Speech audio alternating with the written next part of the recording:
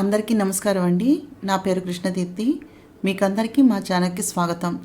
నా నీవే నేనే నవల 20వ భాగాన్ని చదువుతున్నాను ఈరోజు. మనోజ్ రెడీ అవుతూ ఉండగానే మోహన, అన్నయ్య మీ ఆవిడ ఇక్కడ వెయిటింగ్ అని చెప్పేసరికి మనోజ్ నవ్వుకుంటూ బయటకొచ్చి చూసేసరికి మోహన శ్రీకాంత్ తీసుకుని వెళ్ళిపోయింది. అక్కడ మహతి మాత్రమే కనిపించింది. ఎలా ఉన్నావు మహతి అడిగాడు మామూలుగా మనోజ్. నిన్న రాత్రే కదా కలిసాం, ఇంతలో ఏం తేడా వచ్చేస్తుంది నాలో అడిగింది మహతి. అంటే అంటూ మహతిని 2 చేతుల మధ్యన ఎత్తి, కంగారు పడకు, జస్ట్ నా రూమ్లోకి వెళ్తున్నా అన్నాడు మనోజ్. అమ్మో మీ రూమ్లోకా? నేను రాను బాబు అంది కంగారుగా మహతి. అదే కదా చేసేది, నువ్వు రావటం లేదు, అందుకని నేనే తీసుకుని పోతున్నా అన్నాడు నవ్వుతూ మనోజ్. 1 గంట తర్వాత మహతి, మోహన, మనోజ్, శ్రీకాంత్ మేళతాళాలతో కులదేవత గుడికి వెళ్ళి అక్కడ వాళ్ళ ఇంటి పద్ధతుల ప్రకారం ఆ ఇంటి ఆడపడుచు అయిన మోహన, శ్రీకాంత్, కస్తూరి, కృష్ణమూర్తిలు కూర్చుని పూజ జరిపించి ప్రసాదం తీసుకుని మొదటి శుభలేఖ దేవునికి సమర్పించి మహతిని వాళ్ళ ఇంటి దగ్గర దిగపెట్టి మనోజ్ను ఇంటి దగ్గర పెట్టి శుభలేఖలు ఇచ్చి ఆహ్వానించవలసిన వారందరినీ ఆహ్వానించారు. కోమలి ఇంటికి వెళ్ళిన శ్రీకాంత్, ఏం కోమలి ఎలా ఉంది చదువు అని అడిగారు. నా అకౌంట్లో ఒక పేపర్ ఉండిపోయిందన్నయ్య చెప్పింది కోమలి. నెక్స్ట్ ఏమీ లేదు, హాయిగా చదువుకో. ఎందుకు వచ్చిన పార్ట్ టైం జాబు అడిగాడు శ్రీకాంత్. నేను ఉన్న పొజిషన్లో నన్ను ఎవరైనా ఉద్యోగమా ప్రాణమా అని అడిగితే ఇప్పుడు నేను ఉద్యోగానికే ఓటు వేస్తా అన్నయ్య చెప్పింది ఒకే ముక్కలో కోమలి. కోమలి, నా కథంతా తెలియదు కానీ ఒక మాట మాత్రం చెప్తున్నాను విను. నీకు అవసరం ఉన్నప్పుడు వెంటనే నాకు ఫోన్ చేయి. నేను ఎక్కడున్నా నేను కానీ నా తరపున ఒక మనిషిని కానీ నీకు తోడుగా సమయానికి పంపించగలను. కోమలి భుజం మీద చేయి వేసి తడుతూ చెప్పాడు శ్రీకాంత్. ఆ మాత్రం భరోసా ఇచ్చారు, చాలా థ్యాంక్స్ అంది కోమలి. అక్కడ నుంచి తిరిగి వస్తూ ఉంటే అడిగింది మోహన, ఏమిటి మావయ్య ఏమంటోంది కోమలి అని. కొంతమంది పెదవుల మీద కష్టం అనేది బయటకు రాదు మోహన. ఒకవేళ వచ్చినా ఆమె గతంలో ఎవరు ఆమెకు సాయం చేసి ఉండకపోవచ్చు. అందుకే ఇప్పుడు కొత్తగా నేను వెళ్ళి నీకు నేను ఉన్నాను అంటే కూడా ఆమె అంగీకరించలేకపోతోంది. చూద్దాం అన్నాడు శ్రీకాంత్. పిలుపులకు వెళ్ళి వచ్చిన మరునాడు శ్రీకాంత్ ఆఫీస్ మీటింగ్స్ పూర్తి చేసుకుని వాచ్ చూసుకుంటూ, మోహన నేను బయలుదేరుతున్నాను మరి అంటూ మోహన భుజాల మీద చేతులు వేసి ఆమెను దగ్గరగా తీసుకుని నుదుటిని చుంబించాడు. ఇంకో 2 రోజులు ఉండొచ్చు కదా ప్లీజ్ అంది మోహన అతని టైని తిరిగి సెట్ చేస్తూ. అది బాగానే ఉంది, నువ్వు దాన్ని చెడగొట్టకు అంటూ ఆమె చేతి నుండి తన టైని లాక్కున్నాడు శ్రీకాంత్. నా ఇష్టం, నా మొగుడు ఏమిటి పెద్ద, ఏదో ఎవరి దగ్గరికి వెళ్తున్న వాడిలాగా బిల్డప్ ఇస్తున్నావే అంది మోహన. తల్లి మళ్ళీ గొడవ పెట్టకే, నువ్వు ఇలా గొడవ చేస్తావని ముందు నుంచి నేను వెళ్తున్న సంగతి నీకు చెప్పలేదు.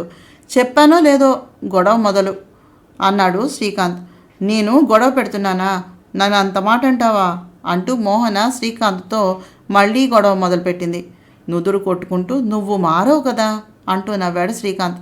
ఇంతలో తలుపు కొట్టిన చప్పుడు. ఎవరా అని చూసేసరికి సర్ప్రైజ్ అంటూ వచ్చింది వసుంధర. తలుపు తెరిచిన మోహన మొహం కాస్త మాడిపోయింది. ఇదెందుకు వచ్చింది అన్నట్టుగా శ్రీకాంత్ వైపు చూసింది.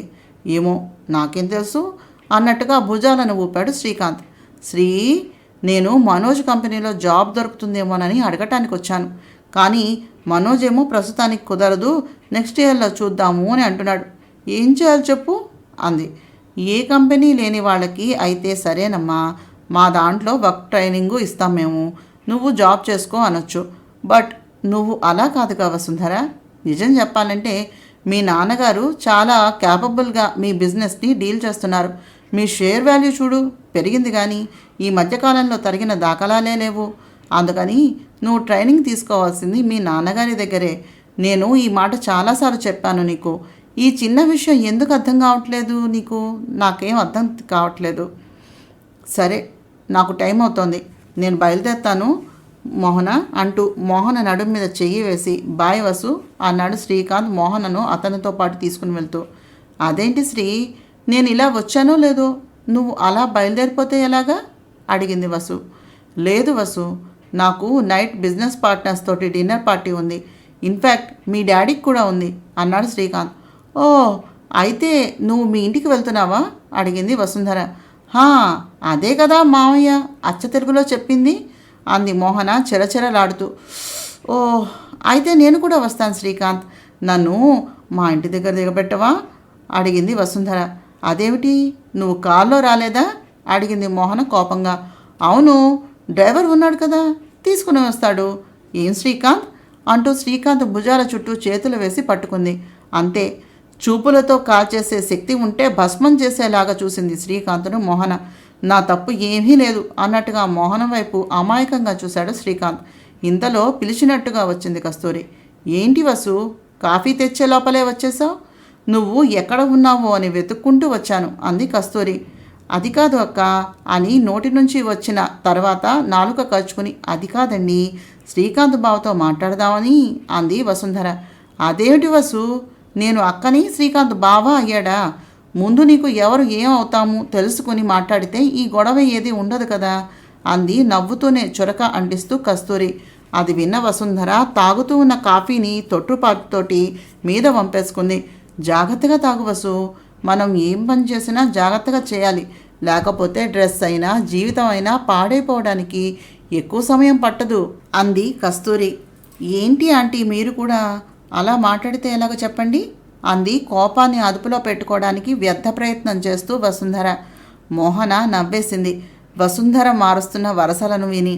ఎందుకు మోహన అంత నవ్వు వస్తుంది నీకు అడిగింది వసుంధర ఉడుక్కుంటూ. ఏమీ లేదు, నువ్వు వచ్చిన దగ్గర నుంచి ఇది 3వ వరస మా అమ్మను పిలవటం. ముందు అక్క అన్నావు, తర్వాత సంబోధన లేదు, ఇప్పుడేమో ఆంటీ అంటున్నావు, అందుకనే అంది మోహన. వసుంధర ముఖం కోపంతో ఎర్రబడింది. ఈలోపు శ్రీకాంత్ అక్కడ నుంచి బయలుదేరాడు. మోహన అతని వెంట నడవబోయింది. వాళ్ళ వెంట వసుంధర కూడా అనుసరించింది. ఆ గదిని దాటి కొంచెం ముందుకు వెళ్ళిన శ్రీకాంత్, వసు, నువ్వు నడుస్తూ ఉండు, నేను ఇప్పుడే వస్తాను అంటూ మోహన చేయి పట్టుకుని తమ గదిలోకి వస్తూనే తలుపు గడియ వేసేశాడు. అది చూసిన వసుంధర ముఖం మాడిపోయింది. గబగబా మోహన గది వైపు అడుగులు వేయబోతూ ఉండగా కస్తూరి తనలో తాను నవ్వుకుంటూ, ఏ వసు, ఎక్కడికట్టు, మొగుడు పెళ్ళం గదిలో ఉండి తలుపు మూసుకుంటే అలా వెళ్ళకూడదురా, ఇలారా అంటూ లాక్కుని వెళ్ళి బలవంతంగా హాల్లో సోఫాలో కూలేసింది. గదిలో ఉన్న మోహన శ్రీకాంత్ని కౌగిలించుకుని, త్వరగా వచ్చే శ్రీ, నువ్వు లేకుండా నేను అంటూ కళ్ళల్లో నీళ్లు తిరుగుతూ ఉండగా ఆ నీటిని దాచే ప్రయత్నంలో కళ్ళను కిందకు దించేసింది. శ్రీకాంత్ నవ్వుతూ, పెద్ద గొప్పదానిలాగా బయలుదేరొచ్చావుగా, ఇప్పుడు ఈ ఏడుపేంటి అంటూ మోహన కళ్ళల్లో నీటిని తన కర్చీఫ్తో తుడిచాడు. మోహన కంటి కాటుక శ్రీకాంత్ తెల్లని షర్టు మీద అంటుకుంది. అది చూసిన మోహన, ఈ షర్టును మార్చుకో మావయ్య, చూడు ఎలా అంటుకుందో కాటుక అంది బాధగా. ఏమీ పర్వాలేదు, ఇవి మా ఆవిడ గుర్తులు తెలుసా అంటూ మోహనను మరింత దగ్గరగా పొదవుకున్నాడు శ్రీకాంత్. కాసేపటికి తలుపు తెరుచుకుని శ్రీకాంత్ అతని భుజం చుట్టూ చేతులు వేసి మోహన బయటకు వచ్చారు. ముందు శ్రీకాంత్, మోహన, వారి వెనుకన వసుంధర బయలుదేరారు. కారు డ్రైవరు కారుని తీసుకుని వచ్చి శ్రీకాంత్ కోసం కారు తలుపు తెరిచి పట్టుకుని ఉన్నాడు. కానీ మోహనకి తానే ఎదురు వెళ్ళి మరి వసుంధరతోటి శ్రీకాంత్ను అలా ఒంటరిగా కారులో పంపడం నచ్చలేదు. శ్రీకాంత్ వైపు బిక్కముఖం వేసుకుని చూస్తూ, ఇప్పుడు నువ్వు దీనితో పాటు వెళ్ళటం నాకు నచ్చలేదు అంది మోహన. శ్రీకాంత్ ఆమె వైపు ప్రేమగా చూస్తూ నుదుటి మీద చిన్నగా ముద్దు పెట్టాడు. మోహన కూడా చిన్నగా నవ్వింది. వసుంధర వాళ్ల వైపు కోపంగా చూసింది. కస్తూరి వైపు తిరిగి నవ్వుతూ చూస్తూ, అక్క, త్వరగా వచ్చేయి, అంత ఇంటిలో ఒక్కడే ఉండడం కష్టంగా ఉంటుంది, ఇక్కడ పనులన్నీ ఇంచుమించుగా అయిపోయినట్టేగా, వేరే ఏమైనా పనులు ఉంటే కశ్యప్ మేనేజ్ చేస్తాడు, నీకు ఏది అవసరమైనా నీ తమ్ముడు ఉన్నాడని మర్చిపోకు అంటూ చెప్పి, బాయ్ మోహి అంటూ కారు ఎక్కాడు శ్రీకాంత్. అటువైపు కారు తలుపు తెరుచుకుని చిన్న చిరునవ్వు నవ్వి, బాయ్ మోహి అని శ్రీకాంత్ పక్కన కూర్చుంది వసుంధర. శ్రీకాంత్ మోహన వైపు చూసి, ఏమీ కాదు అన్నట్టుగా ఆమె చేతిని నొక్కి వదిలాడు. కారు బయలుదేరింది. మోహన ముఖం పూర్తిగా వాడిపోయింది. అది చూసి కస్తూరి నవ్వుతూ, మోహనా, ఏమిటిదంతా, ఎందుకంత బొంబేలు పడుతున్నావు అడిగింది. అమ్మా, వసుంధర ప్రవర్తన ఈ మధ్యన ఏమీ బాగలేదు అంది చిన్నగా మోహన. కావచ్చు, నీ భర్త ప్రవర్తన బాగానే ఉంది కదా అంది కస్తూరి. అవును అన్నట్టుగా తల ఊపింది మోహన. చూడు మోహన, ఒక్క వసుంధర కాదు కదా, ఇంకా ఎంతమంది వచ్చినా శ్రీకాంత్ని నీ నుండి దూరం చేయలేరు. నా తమ్ముడు గురించి నాకు ఆ మాత్రం తెలుసు, అర్థమైందా అంది నవ్వుతూ కస్తూరి. మోహన సరే అన్నట్టుగా తల ఊపింది. నిజం చెప్పనా అమ్మా, నాకు కూడా తెలుసు ఎంతమంది వచ్చినా మామయ్య నావాడే అని. కానీ ఆ వసుంధరని చూడు, ఎంత ధీమాగా నవ్వుతూ వెళ్ళిందో అంది మోహన. నీకు తెలుసా మోహన, నీ మొదటి రాత్రి ముఖం మార్చుకుని ఉన్న నిన్ను చూసి నీ బతుకు వాడి బతుకు కూడా జాయింట్గా పాడు చేశామని ఎంత బాధపడ్డానో. కానీ మా అమ్మ ధైర్యం చెబుతూనే ఉంది, అయినా నా మనసు ఒప్పుకోలేదు. ఇప్పుడు నిన్ను శ్రీకాంత్ని చూస్తూ ఉంటే మా అమ్మ మాటలు నిజం అనిపిస్తున్నాయి. అంతలా దాని ముందే వాడు తలుపు వేసి నిన్ను గదిలోనికి తీసుకుని వెళితే ఇంకా అది ఏదో వాడిని చేసేస్తుంది అని నువ్వు బెంగ పెట్టుకుంటే ఎలాగే పిచ్చి పిల్ల అంది కస్తూరి మోహన్కి ధైర్యం చెబుతూ. ఇక్కడ కారులో వసుంధర ఏదో మాట్లాడాలని నోరు తెరిచేలోగా శ్రీకాంతే, ఎంబీఏలో నీ ఇంటర్న్షిప్ ఏంటి వసుంధర అని అడిగాడు.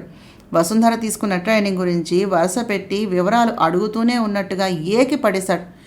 ఏంటి వసు, నువ్వు మోహన కన్నా దారుణంగా ఉన్నావు.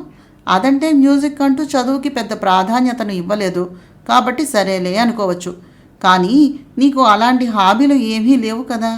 నీ సబ్జెక్ట్లో నువ్వు ఇంత పూరుగా ఉంటేలాగా.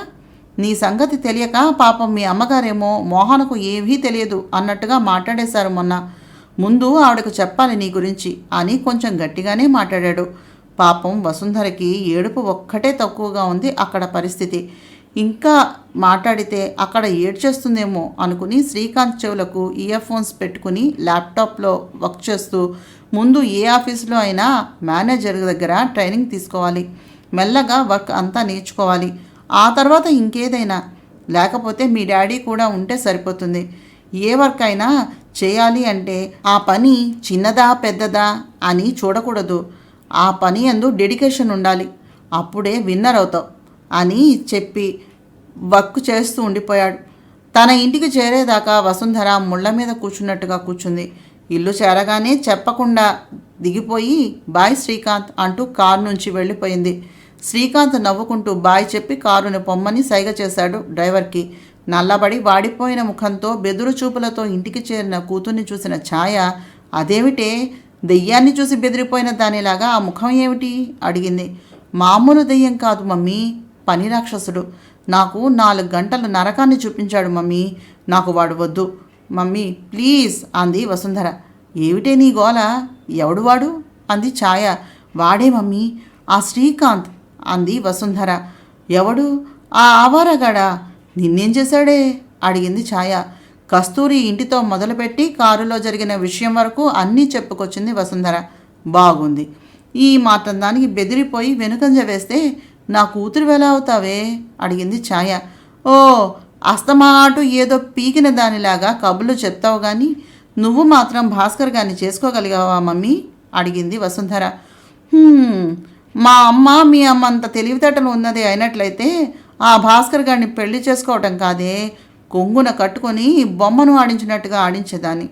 అంతా నా కర్మ అంది తల కొట్టుకుంటూ ఛాయ. అలా కాదమ్మా, ఇంతకీ భాస్కర్ గారు వాళ్ళు మనకేమవుతారు, నాకు సరిగ్గా వరుసలైనా చెప్పవు అంది వసుంధర. నా ముఖం, భాస్కర్ నాకేమీ కాడే. భాస్కర్ వాళ్ళ అమ్మమ్మ మా అమ్మమ్మ ఇద్దరూ పక్కపక్కల ఇళ్ళవాళ్ళు, అంతేకాక ఇద్దరూ బాల్య వితంతువులు. దాంతో ఇద్దరూ ఏదో ఒకరి కష్టం ఒకరికి చెప్పుకుంటూ ఉండేవాళ్ళు. అప్పట్లో వితంతువులకు ఆస్తులు ఉన్నా ఆ ఆస్తులను తల్లిదండ్రులు వాళ్ళ అన్నదమ్ములో ఏలుతూ ఉండేవారు. ఆ వితంతువులకు మాత్రం సరైన తిండి బట్ట కూడా ఉండేవి కాదు. ఒకవేళ అది కావాలి ఇది కావాలి అని అడిగినా కూడా ఒంటి మీద కోరికలు పుడుతున్నాయి అంటూ వాళ్లను కట్టుకొనిచ్చేవాళ్ళు కాదు. అగ్రహారంలో ఒకే దిక్కున ఒకే శాఖలో ఉండడం మూలాన బీరకాయ పీచు సంబంధాలు లేకుండా ఎవరుంటారు. అలా భాస్కర్ను మొదటిసారి చూసేటప్పటికీ నాకన్నా భాస్కర్ చాలా సంవత్సరాలు పెద్దవాడు, అంతేకాక మనిషి కూడా బలిష్టంగా ఉంటాడేమో, అందరినీ త్వరగా ఆకర్షించేవాడు. కానీ వాళ్ళ అమ్మ త్వరగా పోవడంతో భాస్కరు వాళ్ళ అమ్మమ్మ గారి ఇంటికి రాకపోకలు కూడా మెల్లగా తగ్గిపోయాయి. నేను కొంచెం పెద్దయ్యాక తెలిసింది అప్పటికే అతని పెళ్ళి అయిపోయింది అని. అందుకని వాళ్లకు మనకు ఎటువంటి సంబంధ బాంధవ్యాలు లేవు. అవసరాన్ని బట్టి అల్లుకుపోవాలి అంతే చెప్పింది ఛాయ. మరి నువ్వు బంధువు కావు అన్న విషయం భాస్కర్ గారికి కూడా బాగా తెలుసు కదా. ఆయన ఎందుకని నిన్ను రాణిస్తున్నారు ఇంటి లోపలికి? మా అమ్మమ్మ మనవాళ్ళు లేరని భాస్కర్ని తన మనవడిలాగే చూసుకునేది. ఆ ప్రేమ వల్లనే అతను అలా మర్యాదగా ఉంటాడు అంది ఛాయ. అది విన్న వసుంధర ఆశ్చర్యపోయింది. వసుంధరను ఇంటి దగ్గర దింపగానే శ్రీకాంత్ మోహనకు ఫోన్ చేసి జరిగిన విషయాన్ని చెప్పాడు.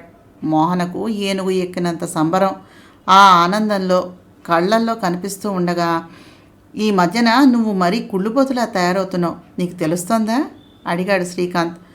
నీ విషయంలో కుళ్ళుబోతు మాత్రమే కాదు, ఇంకేదైనా కూడా నాకు ఇబ్బంది ఏమీ లేదు తెలుసా అంటూ ఉండగానే మోహనకు అనంత్ నుంచి ఫోన్ కాల్ వచ్చింది. సరే మావయ్య, అనంత్ ఫోన్ చేస్తున్నాడు, నేను మళ్ళీ ఫోన్ చేస్తాను అంటూ పెట్టేసింది మోహన. హే అనంత్, ఎక్కడా అని అడిగే లోపల, హలో మేడం, అనంత్ గారు మా బార్లో బాగా తాగి పడిపోయారు. స్వీట్ హార్ట్ పేరుతో మీ నెంబర్ స్టోర్ అయి ఉంది. ఈయన పరిస్థితి ఏమీ బాగలేదు, దయుంచి వచ్చి తీసుకుని వెళతారా అంటూ బార్ స్టాఫ్ ఒకరు ఫోన్ చేశారు. సరే నేను వస్తాను అంటూ మోహన్ ఫోన్ పెట్టేసింది. శ్రీకాంత్ ఫోన్ కట్ చేయకుండా అలాగే లైన్లో ఉన్నాడు. ఏమైంది మోహన, ఏమిటి సంగతి, ఎందుకు ఫోన్ చేశాడు అడిగాడు శ్రీకాంత్. మావయ్య, అనంత్ బార్లో పడిపోయి ఉన్నట్ట, బారు స్టాఫ్ తీసుకుని వెళ్ళమని ఫోన్ చేశారు, నేను బయలుదేరుతున్నాను అంది మోహన. ఓయ్, ఈ టైంలో బార్ ఏమిటి, ఉండు, నేను ఎవరినైనా పంపించి ఇంటికి తీసుకుని రమ్మని చెప్తాను, అనవసరంగా నువ్వు వెళ్ళి ఈ టైంలో ఇరుక్కోకు చెప్పాడు శ్రీకాంత్. సరే అంటూ ఫోన్ పెట్టేసింది మోహన. తర్వాత 20 నిమిషాలకు మోహన ఇంటికి చేరాడు అనంత్. బాగా తాగేసి ఉన్నాడేమో, వంటి మీద కనీసం స్పృహ కూడా లేదు. సన్నీ సన్నీ అంటూ ఒకటే కలవరింతలు. మధ్య రాత్రి నిద్రలేచి ఉన్న కస్తూరి గారు గెస్ట్ రూమ్లో లైట్ వెలగటం చూసి అక్కడకు వెళ్ళింది. అనంత్కి ఎదురుగుండా కుర్చీలో మనోజు పక్కన సోఫాలో మోహన కూర్చుని ఉన్నారు. మంచం మీద నిద్రలో ఉండి సన్నీ సన్నీ అంటూ కలవరిస్తూ ఉన్న అనంత్ని చూసి కర్మ, ఎలా ఉండే పిల్లలు ఎలా తయారైపోతారో, ఇలా మారే పిల్లలు తల్లిదండ్రుల గురించి ఆలోచిస్తే అలా చేయగలరా అంటూ కళ్ళల్లో నీళ్లు తిరుగుతుండగా అనంత్ తలను నిమురుతూ ఉండిపోయింది. మధ్యరాత్రి నిద్రలో పక్కన భార్య లేకుండా ఉండడాన్ని గమనించిన కృష్ణమూర్తి గారు కస్తూరిని వెతుక్కుంటూ వచ్చి గెస్ట్ రూమ్లో ఉన్నటువంటి కస్తూరిని చూసి మంచం మీద ఉన్న అనంతును చూడగానే, అసలు వీడిని ఇంట్లోకి ఎవరు రానిచ్చారు, ఇలాంటి వాడు ఇంట్లోకి వస్తే ఇల్లు ఎలా తయారవుతుందో తెలుసా అంటూ గట్టిగా అరిచేశారు. ఊరుకోండి, పిల్లలు ఇప్పుడే పడుకున్నారు, ఎవరిని అడగాలట, ఇంటి ఇల్లాలిని నేను, నాకు హక్కు లేదా ఇంట్లోకి ఎవరిని రానివ్వాలో నిర్ణయించడానికి అడిగింది కస్తూరి, ఇటువంటి విషయాలు కాకుండా నువ్వు ఏ విషయాలు అడిగినా ఎప్పుడైనా కాదని చెప్పానా, ఈ విషయంలో మాత్రం ఆయన ఇంకా పూర్తి చేయకుండా, నేను మాత్రం మీరు కాదు అనే విషయాన్ని ఎప్పుడైనా అడిగానా, ఈ విషయంలో మాత్రమే నేను అడుగుతున్నాను, ఇది నా ఇల్లు, ఇంట్లో ఎవరు ఉండాలో నాకు బాగానే తెలుసు, ఇంత అర్ధరాత్రి నిద్ర మానుకుంటే మీ ఆరోగ్యం పాడవుతుంది, గదిలోకి పదండి అంటూ ఆయన చేతిని పట్టుకుని వాళ్ళ బెడ్రూమ్ వైపు నడిచింది కస్తూరి. ఇంతకీ ఈ అనంత్ ఎవరు, అతను కలవరించే సన్నీ ఎవరు? అనంత్ కళ్ళు తెరిచేటప్పటికి మధ్యాహ్నం 2 అయింది. తల మీద చెయ్యి పెట్టుకుని అబ్బా నొప్పి అంటూ లేచాడు. కళ్ళు తెరిచి చూసేటప్పటికి ఎదురుగా కాళీమాతలాగా పెద్ద కళ్ళతోటి కూర్చుని ఉన్నారు కస్తూరి. అబ్బా ఏంటి ఈ కళ, వద్దు అంటూ కళ్ళు మూసుకున్నాడు అనంత్. రే అనో, లేస్తావా చస్తావా అడిగారు కస్తూరి కోపంగా. అంతే, అనంత్ పై ప్రాణాలు పైకే పోయాయి. లేస్తున్నా ఆంటీ అంటూ కళ్ళు తెరవలేక తెరుస్తూ సమాధానం చెప్పాడు అనంత్. వెళ్ళి ఫ్రెష్ అయ్యరా, బాత్రూంలో నీకు కావాల్సినవన్నీ ఉన్నాయి చెప్పింది కస్తూరి కాస్త కోపంగానే. అది కాదాంటీ అంటూ ఏదే చెప్పే లోపలనే నోరు మూసుకుని చెప్పిన పని చేయరా వెధవా, ఈ ఇంట్లో నేను చెప్పిందే రూల్ తెలుసా అడిగింది కస్తూరి మళ్ళీ. ఓకే ఆంటీ అంటూ కదిలి బాత్రూమ్ వైపు బలవంతంగా నడిచాడు అనంత్. స్నానం చేసి బయటకు వచ్చేటప్పటికి లెమన్ టీ ప్లస్ ట్యాబ్లెట్ తోటి సిద్ధంగా ఉంది మోహన. హాయ్ అను డార్లింగ్, ముందు ఇది తీసుకో అంది మోహన. థ్యాంక్స్ రా మోహి, ఈ ప్రపంచంలో నన్ను అర్థం చేసుకున్నది నువ్వు ఒక్కదానివే అన్నాడు అనంత్ కృతజ్ఞతగా. అవునరా, అందుకే రాత్రి అది తీసుకువచ్చిన నిన్ను బయటకి గెంటకుండా ఇంట్లోనే అట్టే పెట్టేసుకున్నాం అంది కస్తూరి. ఐఎమ్ సారీ ఆంటీ అంటూ తల వంచుకున్నాడు అనంత్. ఏ పనైనా చేసేటప్పుడు లేని భయం చేసేశాక ఎందుకు వస్తుందిరా మీ తరం పిల్లలకి? ఇప్పటికే మీ అమ్మా నాన్న పడుతున్న గుండె కోత చాలకనా ఇంకా ఇంకా ఈ వెధవ పనులు? ఇలాగ వెధవ పనులన్నీ చేసి ఎందుకు వాళ్ళ గుండెల్ని కోస్తావు అడిగింది కస్తూరి. ఆంటీ అంటూ ఆడపిల్లలాగా తల వంచుకుని ఏడవటం మొదలుపెట్టాడు అనంత్. చచ్చ, ఈ ఏడుపు ఏంటి అను అంటూ గబుక్కున అనంత్ను కౌగిలించుకుని తల నిమరటం మొదలుపెట్టింది కస్తూరి. మీకు తెలుసా ఆంటీ, నా గురించి తెలిసాక మా అమ్మ కూడా నా దగ్గరికి రావటం మానేసింది. మీరు నేను ఏది కావాలని చేయలేదాంటీ. నా పరిస్థితి అదే. నా జీవితంలోకి మరొకరిని ఆహ్వానించి వాళ్ళ జీవితాన్ని కూడా పాడు చేయలేనుగా అంటూ ఏడ్చేశాడు అనంత్. అను, నువ్వు ఏం చేశావు అనే విషయాన్ని మర్చిపో. కాలం అనేది ప్రతి సమస్యకు పరిష్కారాన్ని ఇస్తుంది. కంగారు పడి సరైన జీవిత భాగస్వామిని చేరుకోలేకపోతే జీవితం శూన్యం అయిపోతుంది. నువ్వు మోహన ఇద్దరూ తిన్నగా ఉండకుండా మామూలు జీవితాలు కాకుండా సెలబ్రిటీ జీవితాలను కోరి తలకి ఎత్తుకున్నారు. మీ జీవితాల గురించి అందరికీ ఉత్సుకతే. జాగ్రత్తగా ఉండాలని తెలియకపోతే ఎలాగా? చూడు ఎలా గొడవలు జరుగుతున్నాయో కేకలు వేసింది కస్తూరి. అనంత్ కస్తూరి స్నేహితురాలు ఊర్మిళ కొడుకు. మనోజు వయసువాడే. చిన్నప్పుడు వరుణు, మనోజు, అనంత్ ముగ్గురు మంచి స్నేహితులుగా ఉండేవారు. అనంత్ చిన్నప్పటి నుంచి గిటార్ నేర్చుకునేవాడు. నిజానికి మోహన సంగీతం గురించి పట్టుపట్టడానికి కూడా కారణం అనంతే. అనంత్ చిన్నప్పటి నుండి ఎక్కడ కాంపిటీషన్స్ జరిగినా ఫస్ట్గా ఉండేవాడు. అంతేకాక సినిమా సంగీతం పాడుతూ మ్యూజిక్ డైరెక్టర్గా ప్రయత్నాలు చేస్తూ ఉండేవాడు. అనంత్ చాలా సిగ్గరి, చాలా కామ్గా ఉండేటటువంటి వ్యక్తి. అటువంటి అనంత్ అనుకోని పరిస్థితుల్లో 4 సంవత్సరాల ముందు సన్నీని కలిశాడు. ఎలా జరిగిందో తెలియదు కానీ సన్నీతో డేటింగ్ చేయటం మొదలుపెట్టాడు. సన్నీ ఒక పంజాబీ యువకుడు. బైకు, కారు రేసులు ఎక్కడ జరిగినా అక్కడ సన్నీ ఉంటాడు. అసలు ఎవరితోనూ కలవని రిజర్వ్డ్గా ఉండేటటువంటి అనంత్ కాన్సర్ట్స్ ఎక్కడ జరిగినా అక్కడ సన్నీ ఉండేవాడు. అనంత్ను నీడలాగా ఫాలో అయ్యేవాడు. పక్కనే వరుణు, మనోజ్ ఉన్నా అనంత్ కళ్ళు సన్నీ కోసం వెతకటం మొదలుపెట్టాయి. మరి ఎలా జరిగిందో సన్నీ లేకపోతే అనంత్ నిలవలేకపోయేవాడు. అనంత్ నిర్ణయానికి రావటమే కాదు, వెంటనే సన్నీని తీసుకుని తన ఇంటికి వెళ్ళి తల్లిదండ్రులతో ఈ విషయాన్ని కూడా చర్చించాడు. అంతే, అనంత్ తల్లి కుప్పలా కూలిపోయింది. తండ్రి ఇంటి నుంచి వెళ్ళిపోమని అనంత్ను శాసించాడు. సన్నీని వదిలి ఉండలేనటువంటి అనంత్ ఇల్లు విడిచి సన్నీ రూమ్కి వెళ్ళిపోయాడు. ఇదంతా జరిగి అప్పుడే 4 సంవత్సరాలు కావస్తోంది. అనంత్ గురించి బయట ప్రజలకు తెలిసిన తర్వాత అతనికి కెరియర్ ముగిసిపోయింది అనే చెప్పాలి. కానీ మోహన, శ్రీకాంత్, మనోజ్, వరుణ్ అనంత్ని వదలలేదు. శ్రీకాంత్ సపోర్టుతో మోహన, అనంతులు తమ కలల దారి వైపు కలిసి నడిచారు. మధ్యలో అనంత్ ఆర్థికంగా, మానసికంగా వెనుకబడినప్పటికీ తన ఫ్రెండ్స్ అండదండలతో తిరిగి పుంజుకున్నాడు. మెల్లగా మోహన అయితే అనంత్ ఒక మగ మనిషి అనే విషయాన్ని కూడా మర్చిపోయింది. అనంత్ తమ మనిషి. శ్రీకాంత్ కూడా అనంత్ పర్సనల్ విషయాలను వదిలేసి మోహన్తో పాటుగా అతను ఒక ఫ్రెండ్ అనే గుర్తింపుతో సహాయపడేవాడు. ఖాళీగా ఉన్న సమయంలో కేవలం సంగీతమే కాకుండా శ్రీకాంత్ సలహాతోటి డ్రెస్ డిజైన్స్ చేయడం మొదలుపెట్టాడు అనంత్. శ్రీకాంత్ ప్రోత్సాహంతోనే వరుణ్ భాగస్వామిగా బొటిక్ ఒకటి స్టార్ట్ చేశాడు అనంత్. తనకు సంబంధించినటువంటి అన్నీ బాగానే ఉన్నా కుటుంబ సభ్యులు దూరంగా ఉంటున్నారు అనే బాధ అనంత్ని తినేయసాగింది. ఇంతలో ఏం జరిగిందో ఏమో, ఒక్కసారిగా అనంత్ నిన్న బార్లో తాగి పడిపోయాడు. ఇంతకు ఏం జరిగింది అనంత్కి? మోహన మొదట్లో అనంత్తో పాటు కలిపి బయట తిరుగుతూ ఉంటే కస్తూరి కూడా ఒప్పుకునేది కాదు. మోహన తిరిగినా పర్వాలేదు కానీ మనోజ్ తిరిగితే అస్సలు ఒప్పుకునేది కాదు. ఈ లోపలే తల్లిదండ్రులను వదిలిపెట్టి తన పొట్టను చేతపట్టుకుని బయటకు వచ్చేసిన అనంత్ తన కనీసపు అవసరాలకు కూడా సరిగ్గా జీవితం మీద ఏమాత్రమూ అవగాహన లేని సన్నీపై ఆధారపడవలసి వచ్చింది. అనంత్కి అప్పుడప్పుడే ఫేమ్ రావటం మొదలుపెట్టింది. అలా ఫేమ్ వస్తున్న తరుణంలో అనంత్ గురించి అతను గే అనే విషయం బయటకు వచ్చి వైరల్ కావటం, ఇంట్లో ఉంటే ఏమయ్యేదో కానీ ఇంట్లో ఉండకుండా అనంత్ సన్నీ దగ్గరకు వచ్చేయడంతో ఒక్కసారిగా అనంత్ కానీ అనంత్ తల్లిదండ్రులు కానీ తట్టుకోలేకపోయారు. జీవితం అంటే ఎప్పుడూ జోక్ కాదు. ఎవరో చెప్పినట్టుగా కష్టాలు ముందు జీవిత పాఠాన్ని నేర్పి తర్వాత పరిష్కారాన్ని ఇస్తాయి. సన్నీ ఆవేశ స్వభావం కలవాడు. దానికి తోడు అతను ఎంచుకున్నటువంటి అతని వృత్తి కూడా అలాంటిదే. రేస్ అంటే ముందు గెలిచేవాడు, విజేతగా నిలిచేవాడు ఒకడే ఉంటాడుగా. ఆ ఒక్కడు ఎప్పుడూ తానే కాలేడుగా.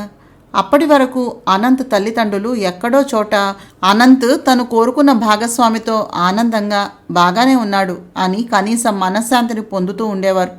కానీ ఒకసారి బైక్ రేస్లో సన్నీ చాలా ఘోరంగా దెబ్బలు తిన్నాడు.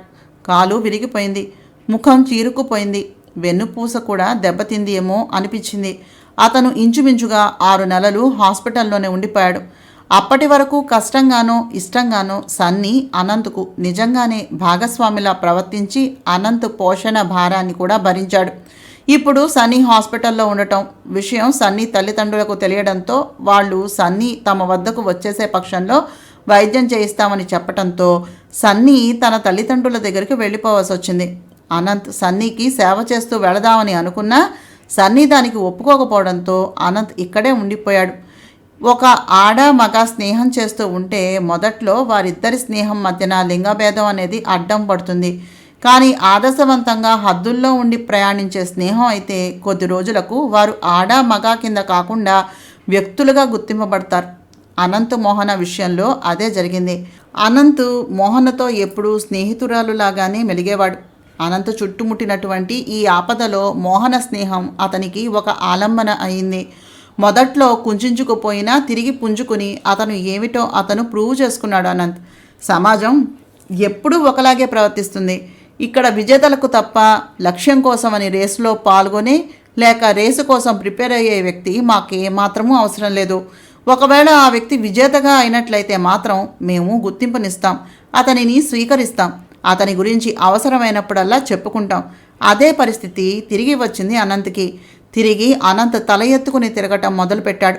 కష్టాలు తనను చుట్టుముట్టి ఉన్నప్పుడు అతను ఒక్కడే ఇబ్బంది పడాలి అనే ఉద్దేశంతో తల్లిదండ్రులను విడిచిపెట్టి బయటకు వచ్చిన అనంత్ తిరిగి తన ఇంటికి చేరుకున్నాడు. ఆన్లైన్లో మోహన అనంత్ కలిసి కొత్త ట్యూన్ని ట్రై చేస్తూ ఉన్నారు. ఇంతలో ఏమైందో ఏమో అనంత్ ఇలా కస్తూరి ఇంటికి చేరాడు. ఏమైందని అడిగితే అనంత్ చెప్పటానికి కూడా ఇష్టపడలేదు. సరే, అతనికి కొంత సమయం పడుతుంది, మీరేమీ మాట్లాడొద్దు అన్నాడు శ్రీకాంత్. మనోజు పెళ్ళి దగ్గరకు వచ్చేసింది. పెళ్ళికి వచ్చిన వాళ్లకు రిటర్న్ గిఫ్ట్స్ అంటూ పెళ్లిలో సరదాలంటూ రకరకాల షాపింగ్ చేసింది మోహన. ఎక్కడా అనంత్ చెయ్యి మాత్రం వదలలేదు. కోమలి కూడా మోహనకు ఫ్రెండ్గా మారిపోయింది. మోహనకు ఒక ప్రత్యేకమైనటువంటి లక్షణం ఉంది. ఎవరిని వ్యక్తిగతంగా విమర్శించదు. ఎవరి పరిస్థితులు వాళ్ళవి, ఎవరి స్థితిగతులు వాళ్ళవి. కాబట్టి కుదిరితే సాయం చేస్తుంది, లేదంటే నువ్వు చేయగలవు అనే స్ఫూర్తిని ఇస్తుంది. నవ్వుతుంది, నవ్విస్తుంది. తానేటో జగమటు అని ఆలోచించదు. అందుకే ఆమెతో మాట్లాడడానికి చాలామంది ఇష్టపడతారు. వీలున్నంత వరకు పక్కవారి గురించి మంచి తప్ప చెడు మాట్లాడదామే. మోహనలో ఉన్న ఈ లక్షణం అంటే శ్రీకాంత్ కూడా చాలా ఇష్టం. ఏదో పుట్టింటికి వచ్చింది కదా అని కూర్చోలేదు. 2 రోజుల్లో జానకి, భాస్కర్ గారు కూడా కస్తూరి ఇంటికి వచ్చేశారు. జానకి గారు వచ్చిన లగాయతూ అంతా సందడే. కోమలి, అనంత్, మోహన కలిసి బయటకు వెళ్లారు. విడిగా పనేమీ కాదు, కావాలని మనోజ్ మహతితో కాసేపు కాలక్షేపం చేస్తాడని అందరూ కలిపి సరదాగా బయటకు వెళ్లారు. తిరిగినవన్నీ తిరిగి తిన్నవంతా తిని అలసిపోయారు. కోమలి వెళ్తానని చెప్పినా వాళ్ళు వినలేదు. పెళ్లి కోసం కోమలికి కూడా బట్టలు తీసుకున్నారు. అనంతును కోమలి అన్నయ్య అన్నయ్య అని పిలుస్తూనే తిరుగుతూనే ఉంది. అనంత్ కూడా చాలా ఆనందంగా తిరుగుతున్నాడు. అన్నీ మర్చిపోయాడు. అంతవరకు కూడా ఉన్నటువంటి మనోజు మహతిని తీసుకుని బయలుదేరి వెళ్ళిపోయాడు. తమ కారుని దూరంగా పార్కు చేయడంతో మోహన, కోమలి, అనంత్ నడవటం మొదలుపెట్టారు కారు వైపు. ఈరోజు మోహన తిన్నన్ని పదార్థాలు ఎవ్వరూ తిని ఉండరు. ఏది కనిపిస్తే అది పొట్టలో వేస్తూనే ఉంది. ఓయ్, ఇలాగే అయితే నువ్వు రాక్ స్టార్ కాదు, శాండో స్టార్ అవుతావు అన్నాడు అనంత్.